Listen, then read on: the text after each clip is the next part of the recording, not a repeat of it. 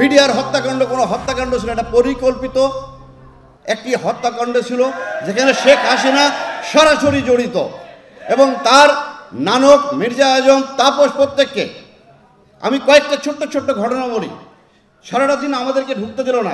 সেনাবাহিনী আসলো, এসে আমার কাছে তখন মেজর ওয়াকার ওয়াইসি ছিলেন 17 বেঙ্গলের, এখন বর্তমান সেনাপ্রধান। উনি একটা কোম্পানি নিয়ে আসলেন, আমাকে বলে জামান এখানে কি করব। আমি স্যার আপনাকে কি বলেছে? বলে যে না, আমাকে তো ভিতরে ঢুকতে নিষেধ করছে। তো বলেছে স্যার তাহলে তো আসলেন কেন আপনারা? কেউ যদি ভিতরে না ঢুকি তো ওনারা খালি হাতে যুদ্ধ করবে। এর ভিতরে কর্নেল গুলজার আমাকে ফোন দিল 10টার দিকে, 10:15টার দিকে, জামান তুই কোথায়, তুই তাড়াতাড়ি আমাকে বাঁচা, এরা এখন অর্গানাইজ না। আমি বলি স্যার আমি এসে গেছি স্যার, আমাদের ঢুকতে দিচ্ছে না। কর্নেল এমদাদ, আপনারা জানেন, one of the best commando of Bangladesh, 500 জাম করেছিলেন উনি, ওনার জানে ভয় করে কিছু ছিল না। এই কর্নেল এমদাদ আমার জামান তুই একটা প্লাটুন নিয়ে ভিতরে আয়। আমি শাউট করতেছি কর্নেল এরেজার সাথে যে স্যার আপনি যমুনা ভবন রাখেন, আমাদেরকে ভিতরে ঢুকতে দেন। আমার 5 নম্বর গেটে মেজর আমিন আছে, আমি এখানে আছি, প্রায় 150 আমার সঙ্গে র্যাবের সদস্যরা আছে, প্রত্যেকে আমরা আর্মড আছি, ঢুকতে দেয় না। বারবার খালি বলে ঢুকবো না কেউ, তোমরা ঢুকবো না কেউ, আমরা দেখতেছি।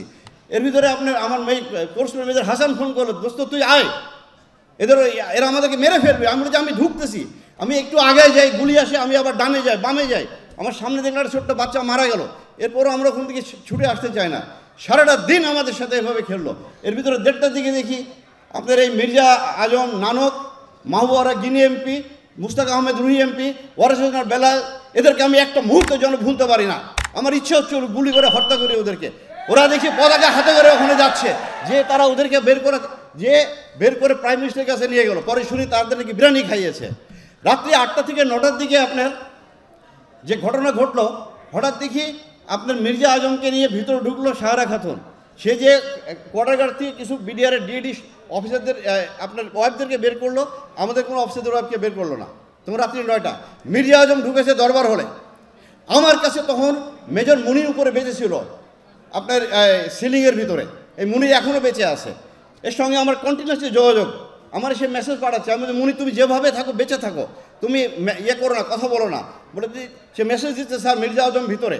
মির্জা আজম ভিতরে ঢুকে উল্লাস করছিল, যে বলেছে সে কর্নেল গুলজারের লাশ খুঁজছিল, গুলজারকে মারা হয়েছে কিনা সে দেখতেছে, যে দেখে খুশি হয়েছে সে।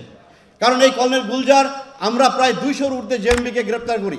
আমি সেই 2005, 6, 7, 8 সালে র্যাবের সিও ছিলাম। আমরা ওই শাহেক আব্দুর রহমান কর্নেল গুলজার গ্রেপ্তার করে, পরে সে ওখান থেকে বের হয়ে আসে।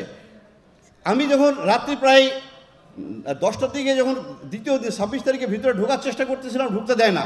এরপরে আমি নিরস্ত্র অবস্থায় আমি মেজর রাজন এবং একে আপনার মেজর ফয়সালকে তারপর জোর করে ভিতরে ঢুকে আমি যখন প্রথমে আমি চলে যাই, তখন রাত্রি বাজে 9টা, 26 তারিখ।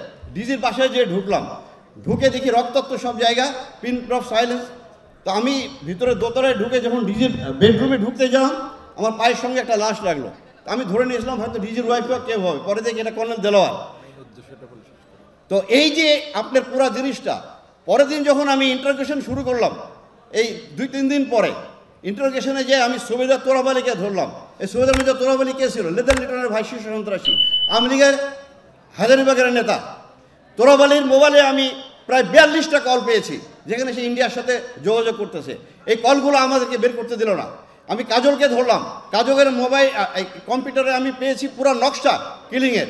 এই কাজল, তোরাব আলী, আমি সিপাই হাবিবকে ধরে যখন ইন্টারভিউ করি, তার পকেটে আমি পেলাম তাপসের ভিজিটিং কার্ড। আমি তাকে জিজ্ঞাসা করলাম তাপস কী করতে আসতো?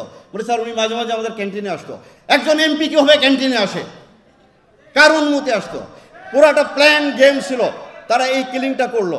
কিন্তু আমাকে 11 দিনের মাথায় ইন্টারোগেশন বন্ধ করে আমাকে পোস্টিং করে দিয়ে ডিজিএফআই এমআই থেকে বলা হলো তুমি যদি পরবর্তীতে কথা বল তোমাকে অ্যারেস্ট করা হবে।